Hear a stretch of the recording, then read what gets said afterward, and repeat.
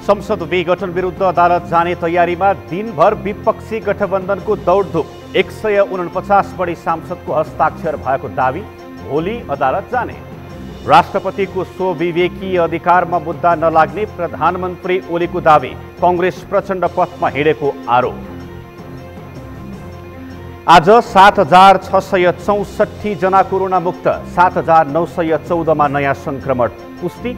24 घण्टामा थप 193 को मृत्यु।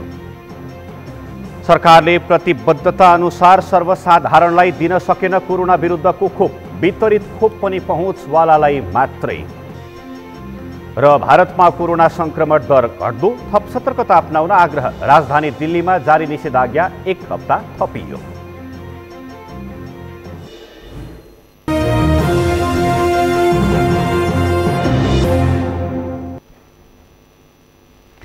नमस्कार, सगरमाथा समाचारमा स्वागत छ। म प्रसन्न ढुङ्गाना। अब समाचार विस्तारमा। विपक्षी गठबन्धनमा रहेका 5 दलले संसद विघटन विरुद्ध भोलि सर्वोच्च अदालतमा रिट दायर गर्ने भएका छन्। आजै सर्वोच्चमा रिट दायर गर्ने तयारी भए पनि समय कम भएको भन्दै भोलि बिहान रिट दायर गर्ने निर्णय गरेका हुन्।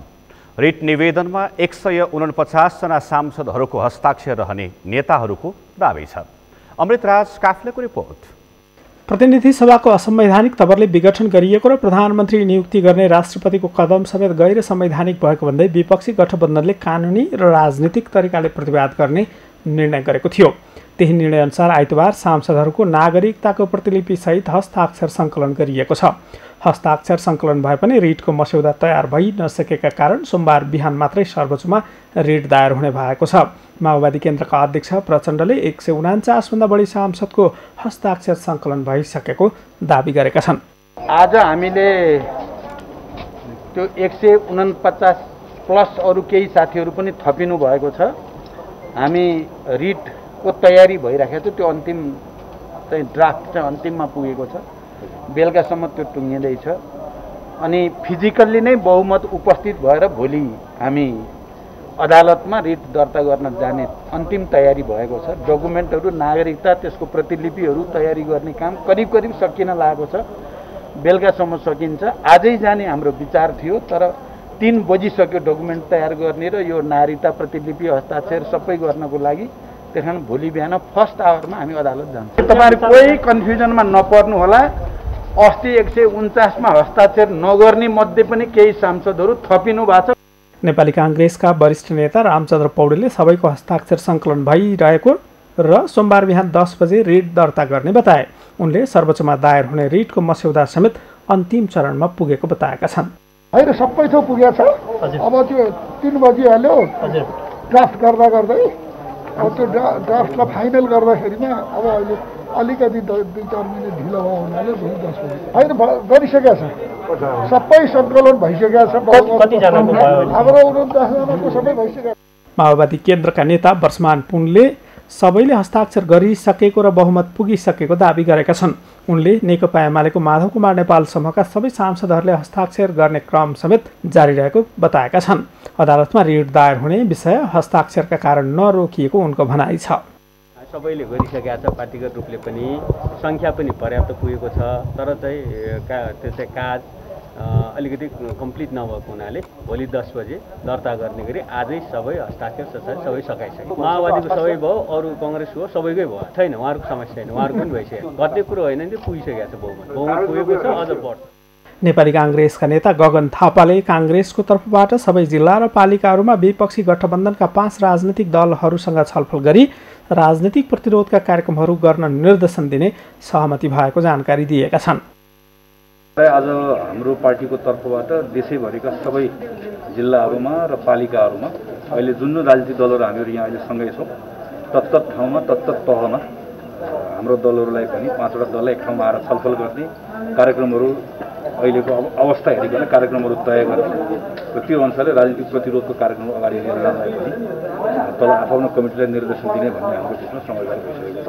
हाम्रो बिचमा छलफल हुँदै गर्दाखेरि चाहिँ यो 76(5) को जुन व्यवस्था हो, त्यो 5 को व्यवस्था अनुसार हामीले अस्ति माननीय शेरबहादुर देउवालाई पनि संसदभित्रको एकजना सांसदलाई एउटा सांसदको रूपमा हामीले आफ्नो समर्थन दिएको हो र हामीले हाम्रो संवैधानिक हकबाट वञ्चित हुँदै गर्दा पनि हामी व्यक्तिगत रूपमा सांसदको रूपमा हामीले प्राप्त गरेको हकबाट वञ्चित हुँदै गर्दा त्यो वञ्चित भएको कुराको संवैधानिक उपचार खोज्न जाने गर्दा न्यायिक उपचार खोज्न जाने गर्दा पनि व्यक्ति नै जानुपर्छ, त्यो नै सङ्गतिपूर्ण हुन्छ भन्ने कुराको हामी विश्वास छ।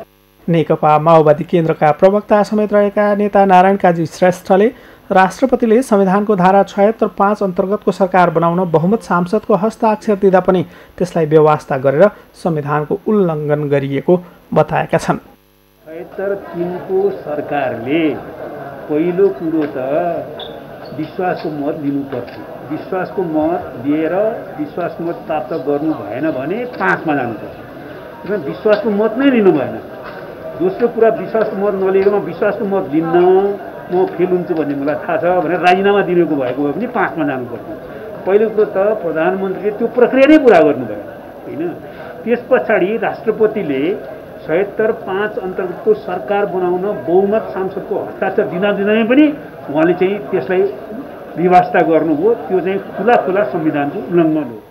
एमाले नेता सोमप्रसाद पाण्डेले आफूहरू सकेसम्म नेकपा एमालेको एकताको पक्षमै रहेको भए पनि अहिलेसम्म सम्भव हुन नसकेको बताए। उनले अहिले पनि एकता जोगाउन आफूहरूले पहल गरिरहेको समेत दावी गरेका छन्। घट्ने बढ्ने कुरोमा चाहिँ त्यस्तो त फरक छैन है। अब अस्तिकोमा पनि अनुपस्थित 28 थियो र चाहिँ फेरि हस्ताक्षरमा पनि 27 पुगेको छ है। अब फेरि एकजना मान्छे पछि थपिनु भएको थियो र कुनैले एउटा चाहिँ आफ्नो प्रस्ताव र कारण पनि बताउनु भएको छ, त्यो आफ्नो ठाउँमा छ। अब माधव नेपालकै निम्ति म चाहिँ यसरी हस्ताक्षर गर्न तयार छु भन्ने कुरा पनि गर्नुभएको छ। घटेको छैन, घटेको छैन। तर के हो भने घटनाक्रमले चाहिँ उपयुक्त के हो भन्ने विषयमा हामीले पनि छानबिन चाहिँ गर्छौँ, त्यो मात्रै कुरा हो। म पनि सांसद हो, सकेसम्म पार्टी एकताको निम्ति नेकपा एमाले एक होस् भनेर अझै पनि हामी लागेका छौँ। एमाले सांसदहरूले संसद पुनर्स्थापनाका लागि दायर हुने रिटमा हस्ताक्षर गरेको भए पनि अहिलेसम्म पार्टी विभाजन भने भइसकेको छैन। एमाले अध्यक्ष केपी शर्मा ओलीले वरिष्ठ नेता माधव कुमार नेपाल सहितका 11 जना नेताहरूलाई कारबाही किन नगर्ने भन्दै स्पष्टीकरण सोधिसकेका छन्। सगरमाथा टेलिभिजनका लागि क्यामेरामा केशव तिमिल सिन्हाका साथमा अमृत राज काफले, काठमाडौँ। प्रधानमन्त्री केपी शर्मा ओलीले राष्ट्रपतिको स्वविवेकी अधिकारमाथि कुनै पनि किसिमको उजुरी नलाग्ने बताउनु भएको छ। आज सरकारी निवास बालुवाटारमा प्रेस चौतारी आबद्ध पत्रकार सङ्घको अन्तर्क्रियामा प्रधानमन्त्री ओलीले राष्ट्रपतिलाई स्वविवेकी अधिकार प्रयोग गर्ने व्यवस्था संविधानले नै गरेको भन्दै उहाँले गरेका काममाथि कुनै उजुरी नलाग्ने बताउनु भएको हो। राष्ट्रपतिले गरेको निर्णय विरुद्ध मोर्चाबन्दी गरेर मुद्दा हाल्ने प्रयास भइरहेको खबर आफूले सुनेको भन्दै उहाँले जतिजनाले मुद्दा राखे पनि त्यसको अर्थ नरहने बताउनुभयो। नेपाली कङ्ग्रेसका सभापति देउबाले आफू प्रधानमन्त्री बन्न प्रचण्ड पथमा लागेको प्रधानमन्त्री ओलीको आरोप छ। हामीले नेपाली कङ्ग्रेसका सभापति शेरबहादुर देउवालाई प्रधानमन्त्री बनाउन कुनै सही गरेका छैनौँ, कुनै समर्थन गरेका छैनौँ भनेर धेरैले गरेका प्रतिक्रिया, टिप्पणी र वक्तव्य ती दुनियाँले हेरेकै छ। दलहरूभित्र यो के लोकतन्त्रलाई मजबुत बनाउने, दलीय व्यवस्थालाई मजबुत बनाउने, दलहरूभित्र अनुशासन कायम गर्ने। लोकतन्त्र भनेको एउटा अनुशासित प्रणाली हो, एनार्किजम होइन।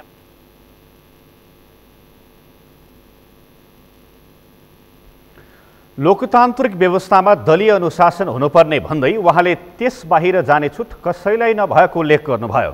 लोकतन्त्र अनुशासित, मर्यादित र सामूहिक व्यवस्था भएको भन्दै उहाँले बुद्धि र प्रतिष्ठाको मिसयुज गरेर बुद्धिजीवीहरूले पूर्वाग्रहका साथ संविधानको अपव्याख्या गरी संविधानमाथिको निष्ठामा आँच पुर्याउने काम गरेको टिप्पणी गर्नुभयो। जसपाको कार्यकारिणी समितिको बैठकले राजेन्द्र महतोका संसदीय दलको नेताको पद खारेज गर्नुका साथै प्रधानमन्त्री केपी शर्मा ओलीको कदमलाई 7 दिने सांसदहरूलाई कारबाही गर्ने निर्णय गरेको छ। पार्टी अध्यक्ष उपेन्द्र यादवको अध्यक्षतामा शनिबार साँझ बसेको कार्यकारिणी समितिको बैठकले सो निर्णय गरेको हो। पार्टीको विधान विपरीत फर्जी तरिकाले अध्यक्ष महन्त ठाकुरले महतोलाई संसदीय दलमा चयन गरेको भन्दै बैठकले उहाँको पद खारेज गरेको हो। यसअघि अध्यक्षद्वय ठाकुर र उपेन्द्र यादवबीच भएको छलफलमा पनि राजेन्द्र महतोको सो पदलाई खारेज गर्ने निर्णय भएको थियो। तर अध्यक्ष ठाकुरले अझै त्यसलाई निरन्तरता दिएको प्रति बैठकमा आपत्ति जनाइएको थियो। बैठकले अध्यक्ष महन्त ठाकुर र नेता महतोले पार्टीको निर्णय विपरीत काम गरेको कारण स्पष्टीकरण सोध्ने निर्णय पनि गरेको छ। त्यस्तै प्रधानमन्त्री ओलीले चालेको प्रतिगामी कदमलाई समर्थन गर्दै गठन गरिएको कार्यदलमा बसेको कारण लक्ष्मणलाल कर्ण र सर्वेन्द्रनाथ शुक्लालाई पनि स्पष्टीकरण सोध्ने निर्णय भएको जनाइएको छ। समाचारमा पालो भएको छ विश्रामको। विश्रामपछि आज 7,664 जना कोरोना मुक्त, 7,914 नयाँ संक्रमण देखियो। 24 घण्टामा थप 193 को मृत्यु। सरकारले प्रतिबद्धता अनुसार सर्वसाधारणलाई दिन सकेन कोरोना विरुद्धको खोप, वितरित खोप पनि पहुँचवालालाई मात्रै। र कोरोना संक्रमणको जोखिम कायमै रहँदा देशका अधिकांश जिल्लामा निषेधाज्ञा, सम्भावित प्रदर्शन रोक्न र कडाई गर्न गृह मन्त्रालयको निर्देशन।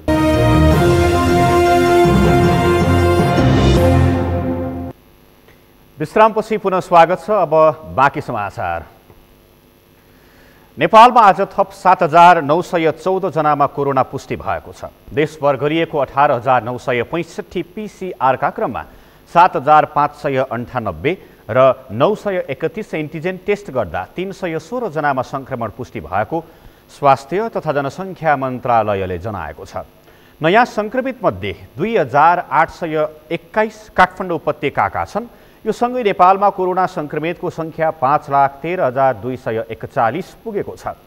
त्यस्तै कोरोनाका कारण थप 193 जनाको मृत्यु भएको छ। हालसम्म नेपालमा 6,346 जनाले कोरोनाका कारण ज्यान गुमाएका छन्। थप 7,664 जना संक्रमित निको भएका छन्। नेपालमा हालसम्म 3,91,348 जनाले कोरोना मुक्त भएको स्वास्थ्य मन्त्रालयका प्रवक्ता डाक्टर जागेश्वर गौतमले जानकारी दिनुभयो। उहाँका अनुसार हाल नेपालमा 1,15,547 संक्रमित आइसोलेसनमा र 873 जना क्वारेन्टिनमा छन्। हालसम्म नेपालमा 29,16,468 वटा पीसीआर परीक्षण गरिएको छ।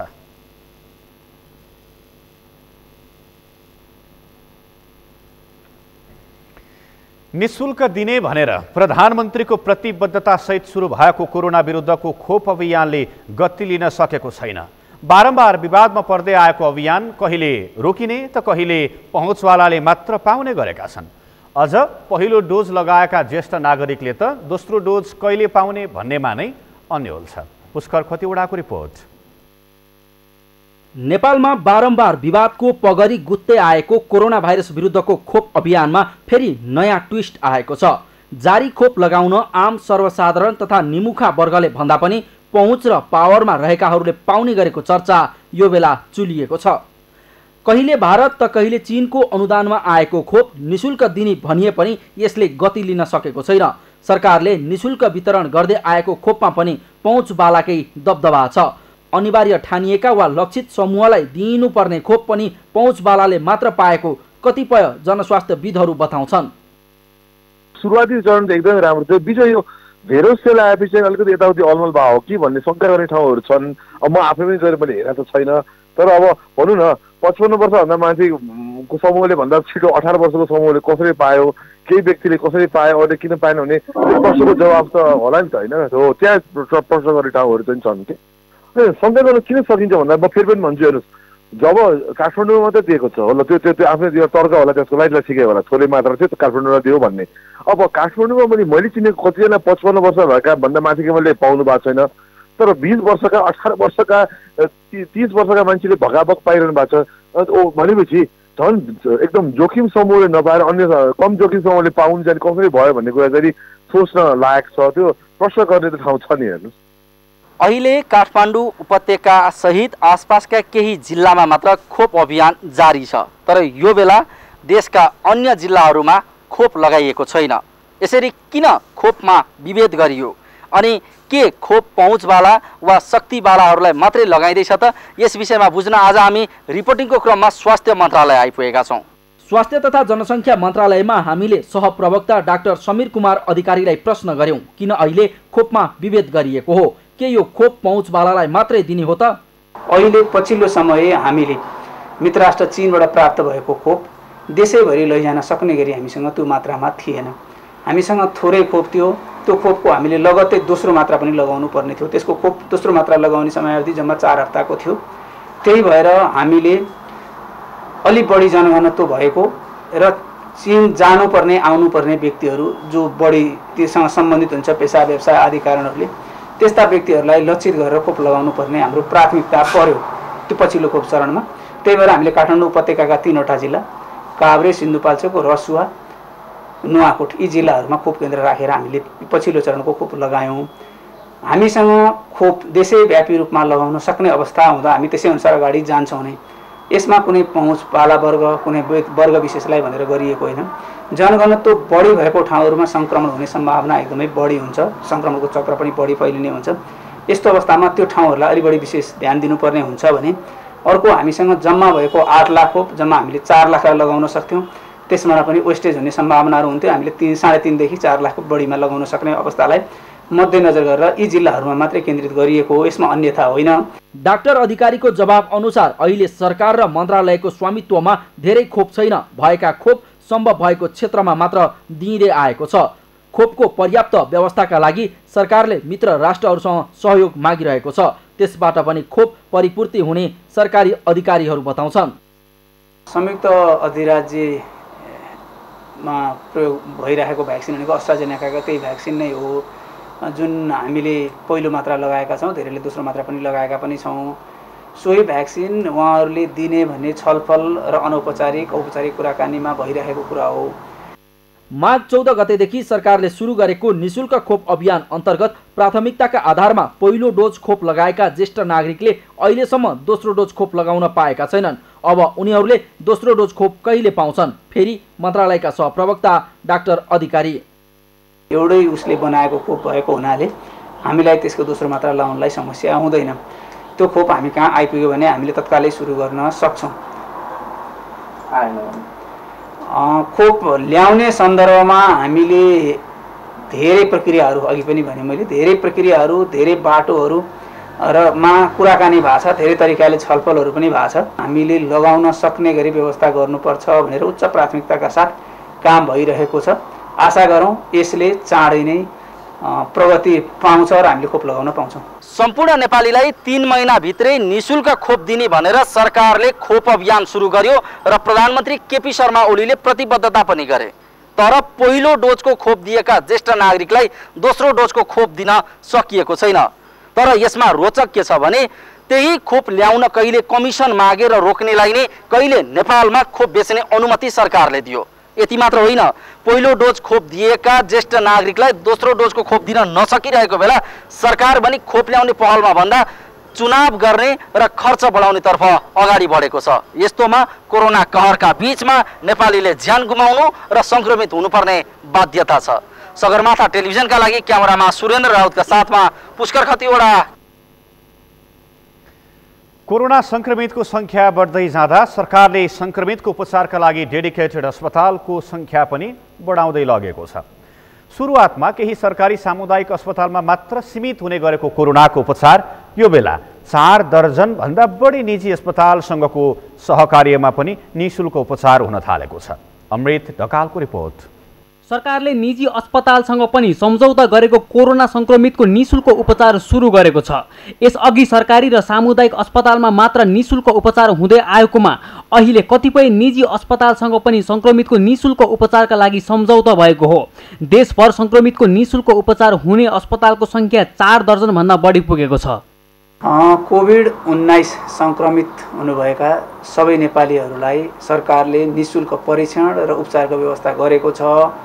त्यस्तो सरकारी अस्पतालहरू सबै र सरकारले सम्झौता गरेका निजी क्षेत्रका अस्पतालहरू सबैमा त्यसअनुसार सेवा उपलब्ध हुन्छ।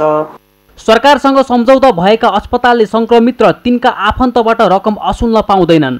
सरकारले अस्पतालको स्तर अनुसार प्रति संक्रमितको उपचार बापत दैनिक 3500 देखि 15000 रुपैयाँसम्म दैनिक दिने गरी सम्झौता गरेको छ।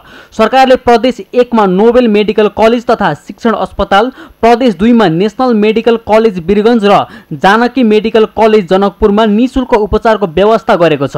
यस्तै बागमती प्रदेशका सिभिल सर्भिस अस्पताल Kathmandu, Chitwan medical college Chitwan, college of medical science Bharatpur, Nepal medical college, national medical college Jorpati, peoples dental and dental अस्पताल, बीपी कोइराला मेमोरियल क्यान्सर अस्पताल Chitwan, Kathmandu national medical college प्राली घट्टेकुलो, महेन्द्र नारायण निधि मेमोरियल अस्पताल वसुन्धरा, समिट अस्पताल, हेल्पिङ ह्यान्ड्स कम्युनिटी अस्पताल चबाहिल, नेपाल भारत मैत्री अस्पताल मित्र पार्क, वज्र बाराही चापागाउँ अस्पताल, आनन्द अस्पताल Lalitpur, Kathmandu university school of medical science, Kathmandu medical college Sinamangal र मेडिकेयर अस्पताल चाबाहिल गरी 17वटा अस्पतालमा निःशुल्क उपचारको व्यवस्था मिलाएको छ। यस्तै गण्डकी प्रदेशमा गण्डकी मेडिकल कलेज पोखरा र Manipal college of medical science पोखरामा निःशुल्क उपचारको प्रबन्ध गरिएको छ। लुम्बिनी प्रदेशमा universal college of medical science Bhairahawa र रेसुङ्गा अस्पताल गुल्मीमा निःशुल्क उपचारको व्यवस्था गरिएको छ। यस्तै सुदूरपश्चिम प्रदेशको निसर्ग अस्पताल एन्ड रिसर्च सेन्टर प्राली धनगढी, माया मेट्रो अस्पताल प्राली धनगढी, श्री पद्मा अस्पताल प्राली अत्तरिया, कैलाली अस्पताल प्राली धनगढी, नवजीवन अस्पताल प्राली धनगढी र सुदूरपश्चिम सामुदायिक अस्पताल अत्तरिया गरी सुदूरपश्चिमका 6 अस्पतालमा निःशुल्क उपचारका लागि सम्झौता भएको छ। सरकारले नै रकम दिने भएकाले संक्रमितका आफन्तीलाई ती अस्पतालमा रकम नतिर्न सरकारले अपिल गरेको छ। सम्झौता गरेर पनि ती अस्पतालले रकम असुलेको पाइएमा कारबाही गर्ने सरकारले चेतावनी दिएको छ। सरकारले सम्बन्धित अस्पतालहरूलाई प्रति बिरामी संक्रमितहरूको अवस्था हेरेर जटिलता हेरेर 3500, 7000, 15000 का दरले प्रतिदिनका हिसाबले पैसा शोध भर्ना गराउँछ। यस्तो हुने क्रममा कुनै पनि अस्पतालहरूले शुल्क लिनुभयो, बढी भयो भने त्यसलाई सर्वसाधारणहरूले हामीलाई उजुरी गर्न सक्नुहुन्छ। विभिन्न हटलाइन नम्बरहरूमा, स्वास्थ्य मन्त्रालयका इमेल ठेगानामा अथवा स्थानीय प्रशासनहरूमा त्यसको जानकारी गराउन सक्नुहुन्छ। त्यस्तो भयो भने सम्बन्धित अस्पतालहरूसँग सम्झौता खारेज गर्ने, अस्पतालले गरेका सत्य तथ्य के हो त्यो कुराहरू बुझ्ने र नियमअनुसारको उहाँहरूको कारबाही गर्ने, सम्बन्धन खारेज गर्ने के हुन्छ नियमअनुसारको, त्यसअनुसारको कारबाहीको प्रक्रियामा जान्छ। सरकारले संक्रमित बढ्दै जाँदा निःशुल्क उपचार हुने अस्पतालको संख्या पनि बढाउँदा जनतालाई केही राहत मिलेको छ। तर निःशुल्क उपचार हुने भनिएका अस्पतालमा पनि अनेकौं परीक्षणका नाममा हुन सक्ने असुलीतर्फ सचेत हुन जरुरी छ। सगरमाथा टेलिभिजनका लागि क्यामेरामा सुरेन्द्र राउतका साथमा अमृत ढकाल, काठमाडौँ। आदरणीय दर्शकवृन्द, कोरोना संक्रमण अझै पनि नियन्त्रणमा आउन सकिरहेको अवस्था छैन। काठमाडौँ उपत्यका लगायतका यसका आसपासका क्षेत्रहरू अनि विशेष गरी सीमासँग जोडिएका त्यस्ता जिल्लाहरूमा कोरोना संक्रमण उच्च देखिन्छ र यो सँगै केही हदसम्म निको हुनेको संख्या पनि बढिराखेको अवस्था छ। हामी विगतका केही दिनहरूदेखि हाम्रा जिल्लामा रहनुभएका संवाददाताहरूसँग कुराकानी गरिराखेका छौँ। आज पनि त्यसै क्रमलाई निरन्तरता दिँदै हामी जोडिएछौँ कास्कीमा रहनुभएका हाम्रा संवाददातासँग। सुभाष पौडेल प्रत्यक्ष टेलिफोन सम्पर्कमा हुनुहुन्छ। सुभाष चाहिँ हामीलाई सुन्दै हुनुहुन्छ? हजुर, सुन्दैछु। विशेष गरी पोखरातिरै लाग्न खोजेँ मैले, यसै पनि पर्यटकीय क्षेत्र र त्यहाँ चाहिँ कोरोना संक्रमितहरूको अवस्था के कस्तो छ, के कति मात्रामा कोरोना संक्रमितहरूको सङ्ख्या बढिराखेको अवस्था छ, आजको पछिल्लो अपडेट के छ, समग्र जानकारी गराउनुहोस् न। प्रसन्नजी, पक्कै पनि देशभरिकै अवस्था अनुसार कास्की जिल्लामा समग्र गण्डकी प्रदेशमा कोरोना संक्रमितको संख्या बढिरहेको अवस्था छ। तर कोरोना संक्रमित बढिरहँदाखेरि निको हुनेको संख्या पनि बढिरहेको छ। देशभरिको तथ्याङ्कलाई हेर्दाखेरि र गण्डकी प्रदेशको तथ्याङ्कलाई हेर्दा र कास्की जिल्लाको तथ्याङ्कलाई हेर्दाखेरि केही दिनको तुलनामा संक्रमित निको हुने संख्या पनि बढिरहेको छ। र हस्पिटलहरूमा जुन गण्डकी प्रदेश बाहिर अन्य जिल्लाहरूमा अलिकति अक्सिजनको अभाव भयो भनेर कुरा आइरहँदाखेरि कास्की जिल्लामा नै त्यस्तो समस्या देखिएको छैन। खासै अक्सिजनको समस्या परेर बिरामीहरू चाहिँ हस्पिटलमा छट्टाइरहेको अवस्था त्यस्तो पनि छैन। बिरामीहरूले बेड पाएनन् भन्ने अवस्था पनि छैन। तर सामान्य अवस्थामै गुन्जिरहेको अवस्था छ। तर संक्रमितको सङ्ख्या पनि अलिकति बढिरहँदाखेरि संक्रमितहरू घरमै आइसोलेसनमा बसेर उपचार गरिरहेको अवस्था रहेको छ। प्रसन्नजी, सुभाष, विशेष गरी कोरोना संक्रमितहरूको जुन सङ्ख्या छ त्यो सङ्ख्या चाहिँ बढ्दै जाँदा सरकारले संक्रमितको उपचारका लागि भनेर डेडिकेटेड अस्पतालहरू बनाएको छ पनि, निःशुल्क उपचार गरिराखेको अवस्था पनि छ। गण्डकी प्रदेशमा त्यस्ता कुन हस्पिटलहरू छन् जहाँ चाहिँ कोरोना संक्रमितहरूको निःशुल्क उपचार हुन्छ, केही जानकारी छ यहाँलाई?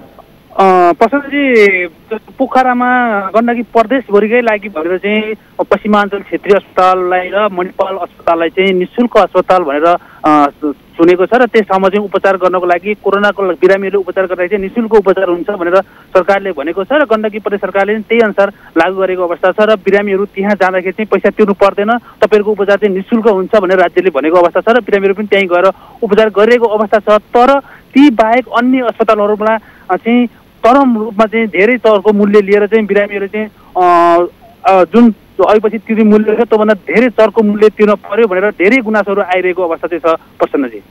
अब अलिकति विषय मोड्न चाहे मैले, देशमा यसरी कोरोनाको आक्रमण त छ, विशेष गरी नेपाल मात्र नभएर विभिन्न देशहरू पनि अछुतो रहन सकेको छैन, तर अहिले नेपालमा पछिल्लो जुन राजनीतिक जोड घटाउका कारण संसद विघटन गरेर जुन चुनावको घोषणा भएको छ, यसलाई त्यहाँको सर्वसाधारण भनौँ स्थानीय राजनीतिक दलले कसरी लिएका छन्?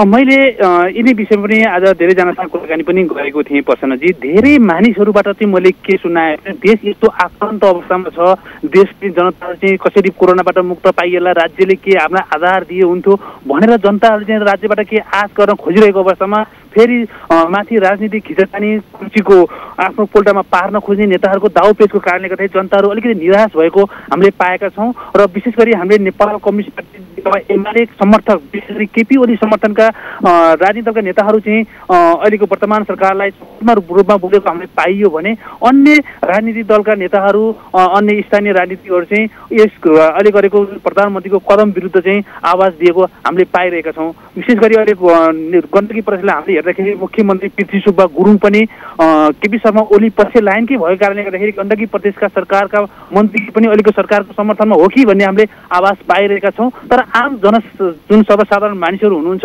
उहाँहरूको आवाज चाहिँ अहिलेको सरकारको कदम चाहिँ ठिक भयो, पहिला हामीलाई खोप देऊ अनि बल्ल हामी भोट हाल्न जाउँला भने यस्ता कुराहरू चाहिँ गरेको हामीले पाएका छौँ प्रसन्नजी। एक खालका मान्छेले के खालको कमेन्ट पनि गरेको छन् भने विशेष गरी जसले चाहिँ खोप किन्नको निम्ति नागरिकहरूसँग पैसा उठायो उनीहरूले कसरी चुनावका निम्ति खर्चको जोहो गर्छन् भनेर पनि प्रश्नहरू उठ्न थालेका छन्। त्यहाँका स्थानीयले चाहिँ यो खालका कुराहरू गर्छन् कि गर्दैनन्? अवश्य पनि गर्छन्। उनीहरूले के गर्छन्, अब के छ यस्तो अवस्थामा जुन वो खोप लिएर आऊ, खोपको लागि कति पैसा तिर्नुपर्छ, पैसा तिर्न सक्नेले पैसा तिर्छन्, नसक्नेलाई निःशुल्क खोप लगाइदेऊ, तर पहिला खोप लगाऊ, जनतालाई स्वस्थ राख, अनि बल्ल चुनावको कुरा गर, हामी लाइनमा बसेर हामी भोट हाल्न तयार छौँ, अहिले हामी लाइनमा बसेर खोप लगाउन तयार छौँ भनेर धेरै जनताहरूले चाहिँ यो गुनासो गरेको पाएका छौँ प्रसन्नजी। समग्र जानकारीका लागि यहाँलाई धन्यवाद। सुरक्षित रूपमा रिपोर्टिङ गर्दै गर्नुहोला, स्वास्थ्य ख्याल गर्नुहोला। दर्शकबिन्दु, उहाँ हुनुहुन्थ्यो कास्कीबाट हाम्रा संवाददाता सुभाष पौडेल र हामीले विशेष गरी बढ्दो कोरोना संक्रमण के कति मात्रामा छ र कति कोरोना संक्रमितहरू बढे अनि कति निको भएका छन् भन्ने विषयमा केन्द्रित रहेर कुराकानी गऱ्यौँ। विशेष गरी पछिल्लो समयमा देखिएको जुन चुनावको घोषणा, राजनैतिक सरगर्मी पनि बढेको छ, यसले मान्छेलाई आक्रोशित बनाएको छ, नागरिकहरू आक्रोशित भएका छन्। यो बेलामा नागरिकहरूले जुन रूपमा अहिले मिलिजुली बसिराखेको अवस्था छ, एउटा त्रासमा बसिराखेको अवस्था छ, घरभित्रै सुरक्षित रूपमा बसिराखेको अवस्था छ, यतिखेर राजनैतिक दलहरू विशेष गरी कसरी मिलेर अगाडि बढ्न सकिन्छ र कोरोनालाई निर्मूल पार्न सकिन्छ भनेर सोच्न पर्ने ठाउँमा सरकारले त्यसो नगरेको हुँदा धेरै जनमानसमा यतिखेर आक्रोशित छन्, उनीहरूमा आक्रोश पैदा भएको छ र उनीहरूमा असन्तुष्टि छ कि उनीहरू आफूले कोरोना विरुद्धको खोप नपाउन्जेलसम्म म भोट पनि हाल्दिनँ भनेर पनि भनिराखेको अवस्था छ। यसलाई राजनीतिक दलहरूले पनि निकै नै गम्भीरताका साथमा लिनुपर्ने देखिएको छ। हामी विभिन्न जिल्लामा रहनुभएका हाम्रा संवाददाताहरूसँग यसै विषयमा केन्द्रित रहेर पनि कुराकानी गरिराखेका छौँ। अब हामी कैलालीतर्फ लाग्दैछौँ। कैलालीमा हाम्रा संवाददाता दिनेश विष्ट हुनुहुन्छ। दिनेशजी, हजुर प्रसन्नजी, के छ आजको अपडेट गराइदिनुहोस् न हामीलाई। कोरोना संक्रमितहरू के कति मात्रामा बढेका छन्, के कति मात्रामा निको भएका छन्, के कतिको मृत्यु भएको छ र उपचार पाइराखेको छ कि छैन, समग्र जानकारी गराइदिनु होला। पछिल्लो समय कोरोनाले बढ्ने क्रम पनि उत्तिकै छ। जो जस्तो बीचमा भयावह अवस्था सिर्जना भएको थियो, बेड नपाएर तडपिनै पर्ने अवस्था सिर्जना भएको थियो, त्यो अवस्था भने अलि न्यूनीकरण भएको छ। अहिले पनि कोरोना संक्रमित घटेका हुन् भनेपछि त्यसले गर्दाखेरि बेडहरू पुगेको हो कि अथवा म्यानेजमेन्ट चाहिँ राम्रो भएको हो? घटेकै भन्नु मिलेन कि म्यानेजमेन्ट राम्रो भएको हो पहिलाको तुलनामा। अहिले पनि अब दैनिक कैलालीमा 7-8 जना 9 जनासम्म मृत्यु भइरहेकै अवस्था छ। 700, 900, 1000सम्म सङ्क्रमित भइरहेको अवस्था छ कैलालीमा। त्यससँगै सङ्क्रमित निको हुने सङ्ख्या त्योमध्ये 800-900 जना सङ्क्रमण भयो भने 500-600 जनासम्म निको हुने क्रम भइरहेको छ। जसरी पहिलाको तुलनामा अब सङ्क्रमण दर पहिला जसरी बढेको त्यही अनुसारले निको हुने रिकभर हुने पनि बढिरहेको अवस्था छ। मृत्यु दर भने त्यति घटेको अवस्था छ, कहिले बढी कहिले कम भइरहेको अवस्था हो। सङ्क्रमण दर पनि त्यही, कहिले बढी कहिले कम हुन्छ। सुदूरपश्चिम प्रदेशको समग्र अवस्था पनि त्यही छ। 14, 15, 16, 17, 18 जना 20 जनासम्म मृत्यु भइरहेको अवस्था छ। आजभोलि अलि त्यो मर्ने सङ्ख्या र सङ्क्रमणले जस्तो भयावह स्थिति सिर्जना भयो, एकदम आत्तिने अवस्था, जसरी अक्सिजन नपाएर तडपिँदै मर्नुपर्ने अवस्था भने अलि थोरै अलि व्यवस्थापन भएर अलि अक्सिजनको जो हो बाहिरबाट अलि बढी अक्सिजन आयो, थोरै व्यवस्थापन भएको कारणले त्यो भने अलि कम भएको छ। मृत्यु दर र सङ्क्रमण दरलाई चाहिँ घटेको हो भन्न भने सकिन्न। हो, तपाईँले भन्नुभयो जस्तै मृत्यु दर र सङ्क्रमण दरलाई घटेको छ भनेर भन्न सकिने जुन यो खालको अवस्था छ, यो बेलामा त्यहाँका मान्छेहरू, त्यहाँका नागरिकहरू पनि घरभित्रै थुनिएर बसिराखेको अवस्था छ। तर समाचारहरूमा आए जस्तो टेलिभिजन, रेडियो, अनलाइन विभिन्न सञ्चार माध्यमहरूमा आए जस्तो जुन सरकारको अहिले पछिल्लो निर्णय छ, राजनीतिक उतार चढाव भइराखेको अवस्था छ, यसलाई चाहिँ त्यहाँका स्थानीयले, राजनीतिक दलहरूले चाहिँ कसरी लिएका छन्? आक्रोशित होला नि त त्यहाँका स्थानीयहरू पनि, होइन कि समर्थनमा छन्? अहिले अब कोरोना कहरलाई न्यूनीकरण गर्ने बेला हो, यसलाई नियन्त्रण गर्ने बेला हो। सकेसम्म भ्याक्सिन ल्याऊ भनिरहेका छन् आम नागरिकले। भ्याक्सिन ल्यायो भनेपछि अब विकल्पै भ्याक्सिन हो भनेर भनिराखेको अवस्था छ। तर यति बेलै अब राजनीतिक उतार चढाव भएको छ। अब सरकार, प्रधानमन्त्रीले संसद विघटन नै गरेर 6 महिनापछि चुनाव गर्ने भनेर घोषणा गरिसक्नु भएको छ। अब यो अवस्थामा जति बेला भ्याक्सिन ल्याएर आम नागरिकको उपचारमा सरकारले जुट्नु पर्ने बेलामा, आम कार्यकर्ता, आम सबै तहका सरकार जुट्नु पर्ने बेलामा एकातर्फ राजनीतिक खिचातानी, अर्कोतर्फ संविधान नै उल्लङ्घन गरेर संसद विघटन नै गरिदियो, उता माथिल्लो नेतृत्वहरू कुर्सीको तानातानमा मात्रै व्यस्त भयो भन्ने हिसाबले अहिले मात्रै होइन, योभन्दा अगाडि करिब अब कोरोना कहर चलेदेखि नै राजनीतिक कहर पनि चलेको अवस्था। त्यो बेलादेखि नै नागरिकको आक्रोश राजनीतिक क्षेत्रतर्फ, नेतातर्फ त निकै नै छ। यो बेला आम नागरिकको माग भनेको सबैभन्दा पहिले अस्पतालमा छटपटिरहेका बिरामीहरूलाई अक्सिजन, त्यसपछिको कुरो हो सबैभन्दा सानो भ्याक्सिन उपलब्ध गराइसक्यो भनेपछि सबैको ज्यान जोगिने थियो भन्ने आम नागरिकको माग छ। आक्रोश त धेरै नै छ। भने पछाडि सरकारको पछिल्लो निर्णयमा त्यहाँका जो नागरिकहरू छन् उनीहरू रुष्ट छन्? एकदमै रुष्ट छन्। सबै यहाँका मात्रै होइन, सबै क्षेत्रका नागरिकहरू रुष्ट नै छन्। हस्, समग्र जानकारीका लागि यहाँलाई धन्यवाद। सुरक्षित रूपमा रिपोर्टिङ गर्दै गर्नुहोला, हामीलाई जानकारी गराउँदै गर्नुहोला। दर्शकबिन्दु, उहाँ हुनुहुन्थ्यो कैलालीबाट दिनेश विष्ट। र कैलालीमा पनि कोरोना सङ्क्रमितहरूको सङ्ख्या उस्तै नै छ। विशेष गरी सङ्क्रमण दर र मृत्यु हुनेहरूको सङ्ख्या घट्न सकेको छैन भनेर हामीलाई जानकारी गराउनु भएको छ। विगतका केही दिनदेखि हामी विभिन्न जिल्लाहरूमा रहनुभएका हाम्रा संवाददाताहरूसँग जिल्लाको अवस्थाका बारेमा जानकारी लिइराखेको अवस्था छ। आज पनि हामीले हाम्रा संवाददाता दिनेश विष्ट, कैलालीमा रहनुभएका संवाददाता र कास्कीमा रहनुभएका संवाददातासँग सुभाष पौडेलसँग कुराकानी गरेका छौँ। हामी सगरमाथा समाचारमा छौँ। अब बाँकी समाचार। कोरोना भाइरसको सङ्क्रमण रोकथाम र नियन्त्रण गर्न काठमाडौँ उपत्यकामा जारी निषेधाज्ञाको आज 25औं दिन पुगेको छ। आज पनि काठमाडौँ उपत्यकाका सडक तथा चोकहरू सुनसान छन्। सङ्क्रमित बढ्दै जाँदा निषेधाज्ञामा कडाई गरिएको छ भने सर्वसाधारणलाई अत्यावश्यक काम बाहेक बाहिर निस्कन दिइएको छैन। अति आवश्यक सामान राखिएका बजार क्षेत्र बिहान 10 बजेसम्म मात्र खुलेका छन्। सडकमा सवारीको चाप एकदमै न्यून छ। महामारी रोकथामका लागि सरकारले काठमाडौँ उपत्यकामा जेठ 16 देखि जारी गरेको निषेधाज्ञाको प्रभाव पनि सकारात्मक देखिन थालेको छ।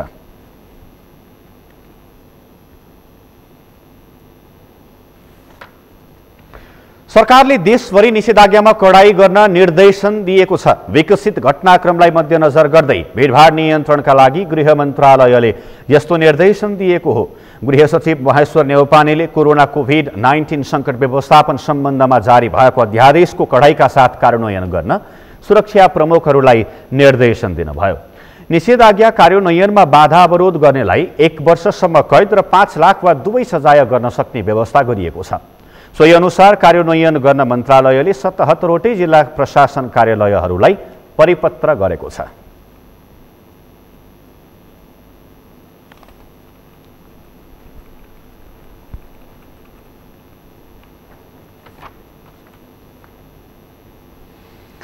धनगढी स्थित गेटा मेडिकल कलेजको आइसोलेसन सञ्चालनमा आएको छ। तिनै तहका सरकारको उपस्थिति बढेपछि मेडिकल कलेजमा बन्न लागेको आइसोलेसनमा सम्पूर्ण सामग्री तयार भएसँगै आजबाट सञ्चालनमा आएको हो।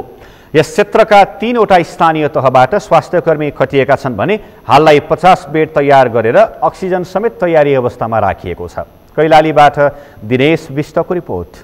लामो समयको प्रतीक्षापछि गेटा मेडिकल कलेजको आइसोलेसन सञ्चालनमा आएको छ। 3 तहका सरकारबीच समन्वय तथा सहकारी अभावमा आइसोलेसन सञ्चालनमा ढिलाइ भइरहे पनि सोमबार यो आइसोलेसन सुरु भएको हो। गेटा मेडिकल कलेजलाई आइसोलेसन बनाउने संघीय सरकारको निर्णयसँगै 2000 बेड क्षमतासम्म बनाउनका लागि तत्कालीन उद्योग वाणिज्य तथा आपूर्ति मन्त्री लेखराज भट्ट आफै उपस्थित भएर निर्माण सुरु गर्न लगाएका थिए। संघीय सरकारले आफू मात्रै श्रेय लिने गरी काम अगाडि बढाएपछि प्रदेश सरकारको उपस्थिति देखिएको थिएन। हाल तिनै तहका सरकारसँग समन्वय बढेसँगै मेडिकल कलेजमा आइसोलेसन सञ्चालनमा आएको हो। संघीय सरकारले अक्सिजनको जोहो गरेको छ भने प्रदेश सरकारले थप जनशक्ति भर्नासँगै अन्य आवश्यक उपकरणका लागि बजेट उपलब्ध गराएको छ। साथै धनगढी, गोदावरी र गौरीगङ्गा नगरपालिकाले समेत केही उपकरण र जनशक्ति खटाएको छ। गेटा मेडिकल कलेजमा स्थापना भएको कोभिड केयर सेन्टरमा आजदेखि हामी सुरुवात गर्न गइरहेका छौँ र अहिले हामीले 50 शय्याबाट सुरुवात गरी पूर्ण तयारी गरिसकेका छौँ भने यसको लागि सम्पूर्ण व्यवस्थापन गर्ने अन्तिम चरणमा छौँ। अब हामीले यसमा अक्सिजनको हामीसँग 50 सिलिन्डर आइसकेको छ, ल्याब सेटअप भइसकेको छ, औषधिको व्यवस्थापन भइसकेको छ, जनशक्तिको पनि व्यवस्थापन भइसकेको छ भने गौरीगङ्गा, गोदावरी र धनगढी उपमहानगरपालिकाबाट स्वास्थ्यकर्मी व्यवस्थापन भएको छ र अहिले हामीलाई धनगढी उपमहानगरपालिकाबाट एकजना मेडिकल अफिसर र एकजना बाहिरबाट नोभा अस्पतालले उपलब्ध गराउने भनेर 2 जना हामीसँग मेडिकल अफिसर हुनुहुन्छ भने अन्य स्टाफ नर्सहरू, अनमीहरू र प्यारामेडिक्सहरू पनि व्यवस्थापन भइसकेको छ। धनगढी उपमहानगरपालिका, गोदावरी नगरपालिका र गौरीगङ्गा नगरपालिकाले आवश्यक करिब 15 जना स्वास्थ्यकर्मी खटाइसकेको छ।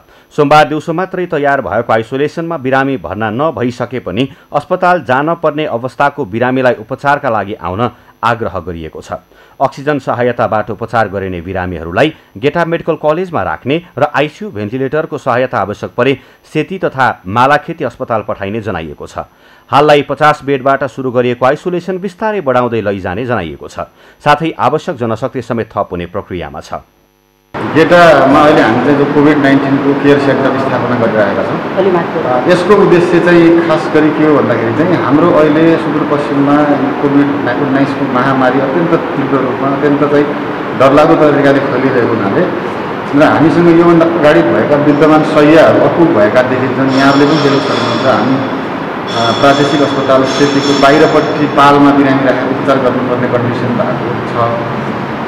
त्यसैलाई मध्यनजर गरेर विशेष गरी सेतीमा चाहिँ अलिक विशिष्ट खालको उपचार सेवाका लागि चाहिँ हामी मात्र आवश्यक पर्ने बिरामीहरूलाई राख्छौँ भने यहाँ चाहिँ सामान्य अक्सिजन चाहिँ आवश्यक पर्ने तर आइसियु र भेन्टिलेटरको आवश्यकता नपर्ने खालका बिरामीहरू छन्। तीन लक्षण सहितका उहाँहरूलाई चाहिँ हामी यहाँ उपचार गर्ने। पछिल्लो समय 3 तहकै सरकारको सहकार्य बढेपछि गेटा मेडिकल कलेजमा आइसोलेसन सञ्चालनमा आएको छ। यसबाट कोरोना संक्रमितलाई केही न केही राहत मिलेको छ। सगरमाथा टेलिभिजनका लागि कैलालीबाट दिनेश विष्टको रिपोर्ट।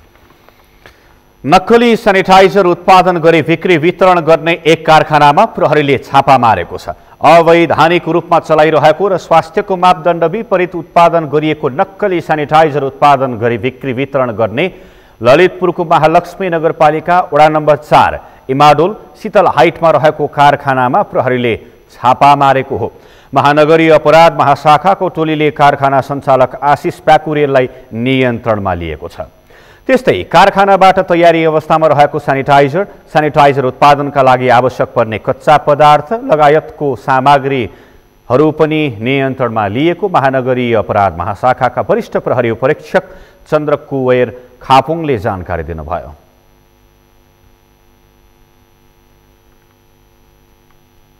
यसमा चाहिँ स्वास्थ्यको लागि एकदम प्रतिकूल, एकदमै हानिकारक, एकदम विषाक्त, विषालु र अत्यन्तै विषालु भन्छ मेथानोल चाहिँ लगभग 25% मेथानोल मिक्स छ जुन कुरो चाहिँ अब 0% हुनुको आवश्यक छ। त्यसकारण यो चाहिँ तत्काल कारबाही गर्नु उपयुक्त छ भन्ने किसिमको एउटा रिपोर्ट हामीले पायौँ र त्यो रिपोर्टको आधारमा हामीले विभिन्न ठाउँहरूमा खोज्यौँ। डिलरहरू त छ बाहिर, डिलरहरू व्यापारमा जहाँसुकै पाइन्छ, त्यहाँ लिमिटेड सामान उठाएर त्यसको खासै जरोमा नपुगिकन अर्थ छैन भनेर हामीले यो फलो गर्न केही दिन लाग्यो, केही दिनको फलो।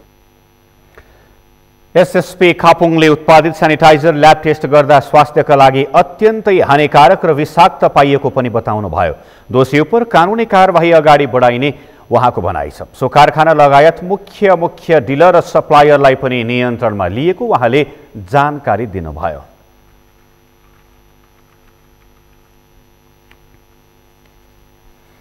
युगकवि सिद्धिचरण श्रेष्ठको 110औं जन्म जयन्ती उहाँको सम्झना गरी मनाइएको छ। विक्रम सम्वत 1969 साल जेठ 9 गते युगकवि श्रेष्ठको जन्म ओखलढुङ्गामा भएको थियो। श्रेष्ठ नेपाली साहित्यमा स्वच्छन्दतावादी काव्यधारका प्रवर्तक मानिनुहुन्छ। कोरोना महामारीका कारण श्रेष्ठको जन्म जयन्ती औपचारिक कार्यक्रम गरी मनाउन नसकिएको उहाँका छोरा रविचरण श्रेष्ठले बताउनुभयो। जन्म जयन्तीका अवसरमा श्रेष्ठका परिवारले काठमाडौँको न्यू रोड स्थित धर्मपथमा रहेको शालिगमा माल्यार्पण गरेका थिए। श्रेष्ठका छोरा रविचरण श्रेष्ठले सिद्धिचरण श्रेष्ठ राज्यको कवि भएको बताउनुभयो। उहाँले नेपाली साहित्यमा दिएको योगदानलाई राज्यले भुल्न नहुने जिकिर गर्नुभयो। 1997 सालमा सिद्धिचरण श्रेष्ठको क्रान्ति र हडताल शब्दले नेपाली क्रान्तिको राजनीतिक र सामाजिक लकडाउन खोलेको स्मरण गर्नुभयो। सिद्धिचरण श्रेष्ठ नेपाली साहित्यमा युग कवि र नेपाल भाषाका कविरत्नका रूपमा चिनिनुहुन्छ। युग कवि श्रेष्ठले आफ्नो जीवनको 6.5 दशक लामो साहित्य साधनाका सन्दर्भमा फुटकर कविता, गीत, खण्डकाव्य, नाटक, पद्य नाटक, कथा, निबन्ध, समालोचना, यात्रा संस्मरण लगायतका विधामा सफलतापूर्वक कलम चलाउनु भएको थियो। उहाँका मेरो प्यारो ओखलढुङ्गा, निर्झर, भीमसेन थापा, शबरी, जुनकिरी लगायतका मर्मस्पर्शी रचनाहरू सर्वाधिक चर्चामा छन्। युगकवि श्रेष्ठको विक्रम सम्वत 2049 साल जेठ 22 गते निधन भएको थियो। समाचारमा फेरि एकैछिन विश्रामपछि भारतमा कोरोना संक्रमण दर घट्दो पछिल्लो 24 घण्टामा 2,43,700 बढी थपिए 3,788 को मृत्यु। र ला लिगा फुटबलको उपाधि एथलेटिको माड्रिडलाई रियल भालाडोलिड 2-1 गोल अन्तरले पराजित।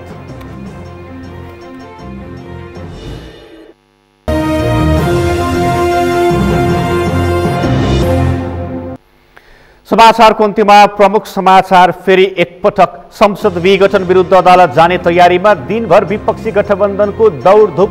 149 बढी सांसदको हस्ताक्षर भएको दावी, भोलि अदालत जाने। राष्ट्रपतिको स्वविवेकीय अधिकारमा मुद्दा नलाग्ने प्रधानमन्त्री ओलीको दावी, कांग्रेस प्रचण्ड पथमा हिँडेको आरोप। आज 7,664 जना कोरोना मुक्त, 7,914 मा नयाँ संक्रमण देखियो। 24 घण्टामा थप 193 को मृत्यु। सरकारले प्रतिबद्धता अनुसार सर्वसाधारणलाई दिन सकेन कोरोना विरुद्धको खोप, वितरित खोप पनि पहुँचवालालाई मात्र। र भारतमा कोरोना संक्रमण दर घट्दो, थप सतर्कता अपनाउन आग्रह। राजधानी दिल्लीमा जारी निषेधाज्ञा 1 हप्ता थपियो।